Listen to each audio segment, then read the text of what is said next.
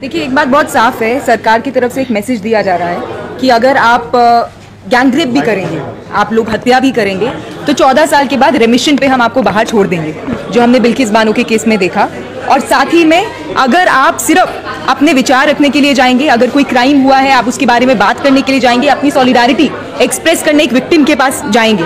हाथरस के अंदर कौन नहीं गया था? हाथरस के अंदर जो हुआ उसको कोई भी जस्टिफाई नहीं कर सकता। एक दलित महिला जिसके साथ रेप किया गया, उनकी हत्या की गई और उसके बाद पूरी स्टेट की सपोर्ट के साथ, पुलिस के साथ रातों रात उनकी बॉडी को, उनकी लाश को जला दिया गया, उनकी बिना फैमिली को बताए।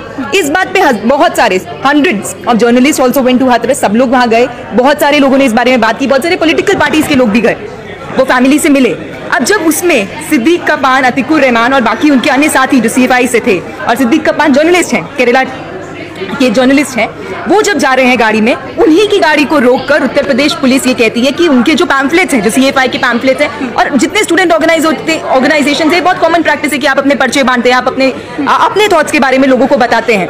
उसको उन्होंने जब्त किया और उन्होंने कहा कि ये एक राइट, दंगा कराने के लिए हाथरस में जा रहे हैं। और इस बेसिस पे 2 साल तक, कल ही सिद्दीक कपान 703 दिन शायद उन्होंने जेल में काटे, 2 साल के बाद उनकी कल जमानत हुई सुप्रीम कोर्ट से। और अतिकुर रहमान जो उनके साथ थे, अभी भी वो जेल के अंदर हैं। आज हम लोग यहाँ पर प्रेस क्लब में इकट्ठा हुए क्योंकि अतिकुर की जो तबीयत है, जो उनकी हेल्थ कंडीशन है, वो बिल्कुल भी ठीक नहीं है। इनके लेफ्ट हैंड बिल्कुल चल नहीं रहा, काम नहीं कर रहा है। इंस्टेड ऑफ कि आप उनको बेल दीजिए, उनकी जमानत करिए मेडिकल ग्राउंड पे, या जेल अथॉरिटी खुद इसका कॉग्निसेंस दे कि उनको एक अस्पताल में भेजिए, उनका इलाज कराए, उनको बहुत ही ब्यूरोक्रेटिक प्रोटोकॉल्स में फंसाया जा रहा है। आप इसको चिट्ठी लिखिए, आप यहाँ भेजिए, ये करिए, और उनका इलाज भी ठीक से अभी हो नहीं रहा।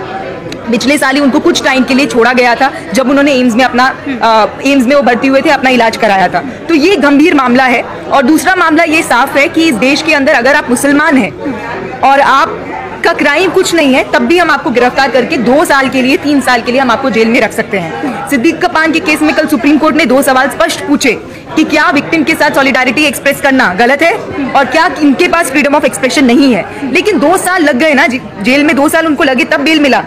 और उसमें भी स्टेट का क्या रिस्पॉन्स है कि नहीं, ये जो ऑर्गेनाइजेशन है PFI CFI, एक कोई टेरर मॉड्यूल चला रही है, टेरर मॉड्यूल चला रही है, तो आप कि देश के अंदर वो ऑर्गेनाइजेशंस आपने कभी बैन तो किया नहीं, तो मुस्लिम ऑर्गेनाइजेशंस को आपको टारगेट करना है, उनके जो एक्टिविस्ट हैं उनको आपको जेल में रखना है, ताकि आप अपना जो राजनीति है, जो आपकी राजनीति है जिसमें जो महत्वपूर्ण सवाल हैं, उनसे भी आप लोग उस सवालों पे बात ना करें। और मुस्लिम कम्युनिटी का जो आप जिस तरह से उनको एक एनिमी बनाकर प्रेजेंट कर रहे हैं, वो आपका चलता रहे। तो ये अतिकुर रहमान के साथ हुआ। और सवाल सिर्फ साफ है कि अगर भारत एक लोकतांत्रिक देश है, भारत के कोर्ट अगर कॉन्स्टिट्यूशन से गवर्न होते हैं, तो आज अतिकुर रहमान को एक भी दिन और जेल में नहीं रहना चाहिए, उनको अनकंडीशनल उनकी रिहाई होनी चाहिए।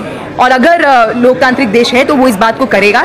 फादर स्टैन स्वामी का उदाहरण दिया जाता है कि आप इतने बड़े, आप एक एक्टिविस्ट हैं, लेकिन जेल के अंदर आपकी डेथ हो जाती है, आपको पूरा मेडिकल, आपको इलाज नहीं मिलता। बरबरा राव को अभी सुप्रीम कोर्ट से बेल मिला, मेडिकल ग्राउंड्स पे मिला, क्योंकि उनकी तबीयत खराब है, उनकी एज देखिए आप कितनी हो चुकी है। तो ये सारे लोग, प्रोफेसर हैनी बाबू, उनकी तबीयत ठीक नहीं, वो जेल में है, उनको प्रॉब्लम हुआ था आंख में, उसके लिए भी उनको वहां पर इतना ज्यादा पहले जेल अथॉरिटीज को लेटर लिखने पड़े, तब जाके उनको किसी हॉस्पिटल में भेजा, फिर उन्होंने कहा कि ये इलाज तो इस अस्पताल में हो नहीं सकता, फिर उनको कहीं और रेफर किया। तो ये तो जेल मैनुअल्स में भी नहीं है। तो ये कोई क्रिमिनल्स नहीं है ना, ये वो लोग हैं जिनसे आपको आइडियोलॉजिकल डिफरेंसेस हैं। तो क्या आप उनको जेल में डाल के इस तरह से पनिश करेंगे? ये सवाल है। क्या मुसलमानों को जो अपना सॉलिडारिटी एक्सप्रेस करने जा रहे हैं, उनको 2 साल जेल में बिताना पड़ेगा, तब जाके कोर्ट इस चीज को सोचेगा कि हाँ पर्सनल लिबर्टी है? आप खुद देखिए, UAPA का कानून सिर्फ आज किनके ऊपर यूज किया जाता है? UAPA के कानून में कन्विक्शन होता ही नहीं है, कन्विक्शन रेट कम है। तो इसका मतलब यही है कि ट्रायल शुरू भी नहीं हुआ, चार्जेस फ्रेम भी नहीं हुए, तब भी 2 साल मिनिमम अगर UAPA लग गया तो इस देश की जेल में आपको रहना है। और उसके बाद आपको कोई कोर्ट होगा, वो आपको पर्सनल लिबर्टी और ये सब देके आपको बेल देगा। तो minimum 2 years 3 years you have to spend.